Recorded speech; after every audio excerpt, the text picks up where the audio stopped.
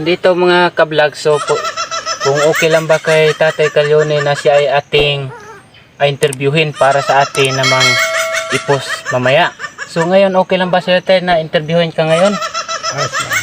So ito yung ginagamit mga ka-vlog, ang kanyang tinatawag na airgun sa Bisaya at sa Tagalog naman. Anong tawag nito Tatay sa Tagalog? Airgun din. Gaano ka po katagal nito naggamit ng ganitong airgun? Ay, matagal na. Taon namin nila. Mga ilang taon po? Mga 4 na taon na. Ay ilang taon ka na po ngayon? 16. 60. So meron tayong challenge Tatay. Okay lang ba sa'yo kung magkaroon tayo ng challenge ngayon na may papatamaan ako sa'yo? Oo. Tulad ng puso ng saging. Ayan mga ka-vlog. So ito, yan yung ating i-content kay Tatay. Ituro mo yung kunay. Ayan. So ito yung ating i-content sa kanya kung makakatama ba siya. Dahil ang sabi niya ay malabo na raw ang kanyang mata. Pero subukan pa rin natin. Ayan si Tatay nakasight na. So Tatay, sana hindi mo kami mapahiya sa ating mga viewers ngayon. Ay, yan ka talaga, kuya Pakita mo yung putukan. So napakagaling po ni Tatay sa kanyang airgun ay sanay. At saka yung atamaan. Oo. Yung pagputok ay nakatapat yan sa camera. Sige.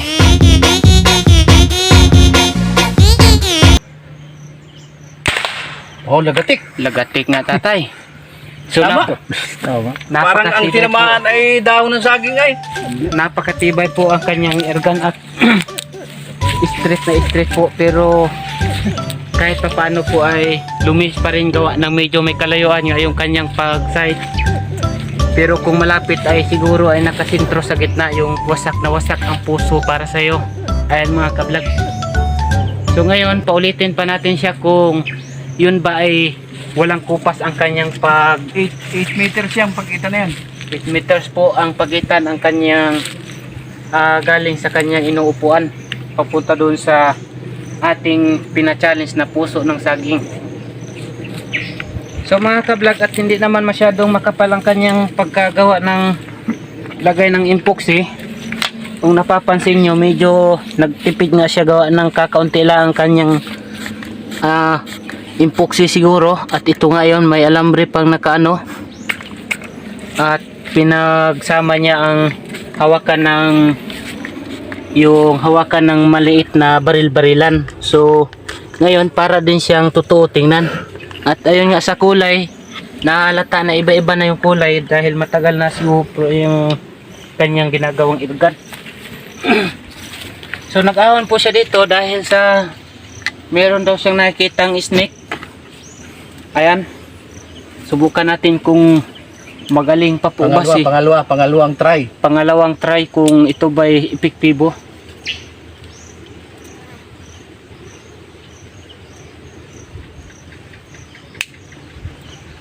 So ayan mga ka-vlog, nagpaltik ang dahil ito'y ginagamit lang yung lighter.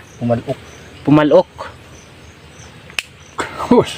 So kulang sa ihip mga ka-vlog. Ito yung bagong teknik. Kailangan pagka ganito, tusok-tusukin mo muna sa kahoy. Ayan, parang ganyan lang. Ganyan lang kasimple mga ka-vlog. Solve na ang iyong airgun. Putok na yan. Bakit yung kay Turo, kadang pumlit ay putok? Lumos. Oo. Ayan mga ka-vlog, hindi na yan lumos mga ka-vlog at dikit-dikit na talaga yan.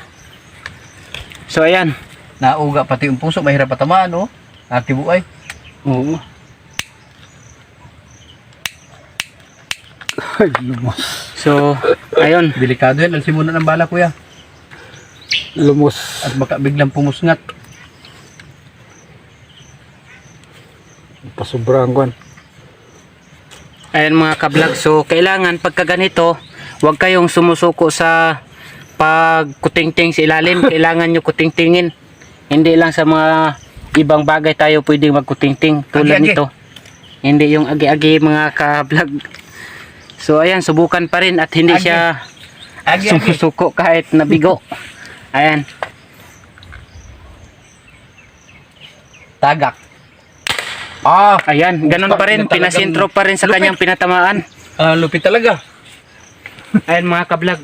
So napapansin nyo, wasak talaga yung kanyang pinatamaan, pinabalikan lang. Ayan, walang daya ayan mga kablog. At ang kanya pang kinawang bala ay yung bunga ng lubi o buli.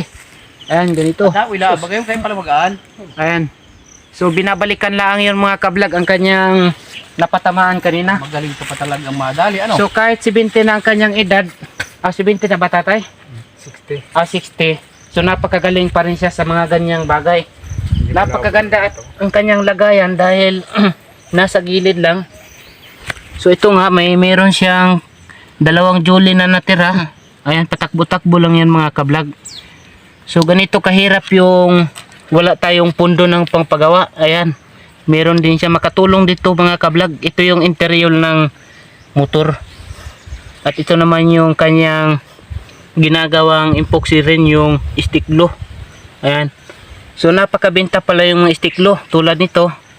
Ito, at diretso naman to dito mga kablog, kailangan nakatago din siya at wala din siyang singaw.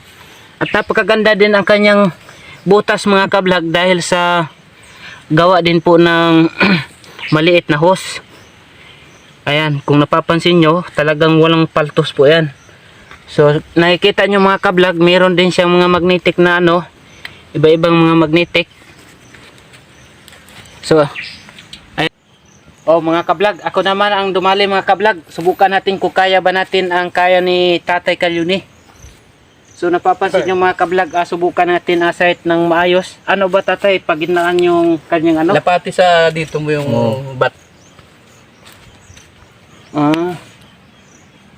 So subukan natin, sana hindi tayo mapahiya sa ating vlog ngayon sa ating mga viewers. So bago ang lahat mga kablog, so bitinin ko muna kayo at sana'y pasuporta kay Yan. Junlin TV. Ayan ang aking kakaisang tropa dito sa Rikudo. So ito, hindi ko na kayo binibitin mga kablog.